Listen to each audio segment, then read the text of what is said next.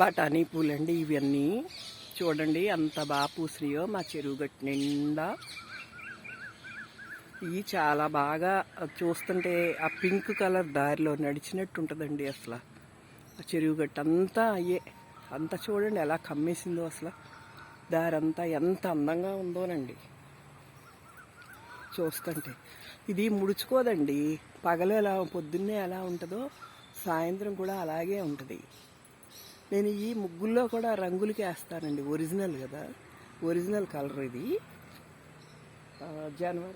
జనవరి 1కి, సంక్రాంతికి ఒక డిప్ప నిండా కోయించేసి ముగ్గులు వేస్తాను. ఈసారి ముగ్గు పెడతానండి మీకు.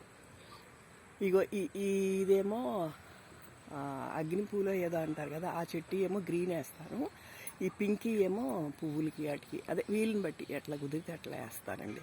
చెరువంతా కమ్మేసిన చివరి దాకా ఉంది. అన్ని చెట్లు ఉంటాయండి.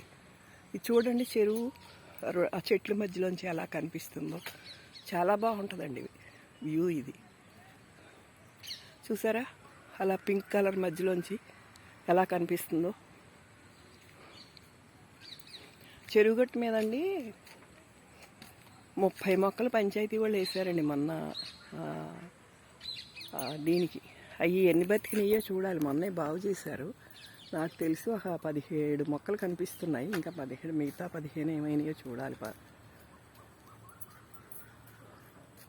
అట్లా ఇక్కడ చూసారా ఇది ములగ చెట్టు ఉంది. ఈ ములగ చెట్టు ఏమో కాయలు కాస్తుందండి, బాగా కాస్తుంది. ఎంతంటే ఇది నాటుకాయ.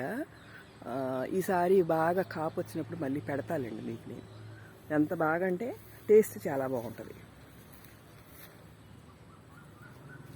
ఇది ఆకుపచ్చగా ఉండదు, హైబ్రిడ్ కాయలాగా. ఇది బ్రౌన్ కలర్ ఉంటుంది, కొంచెం బ్రౌన్ కలర్ ఉంటుంది. చాలా టేస్ట్ ఉంటుందండి.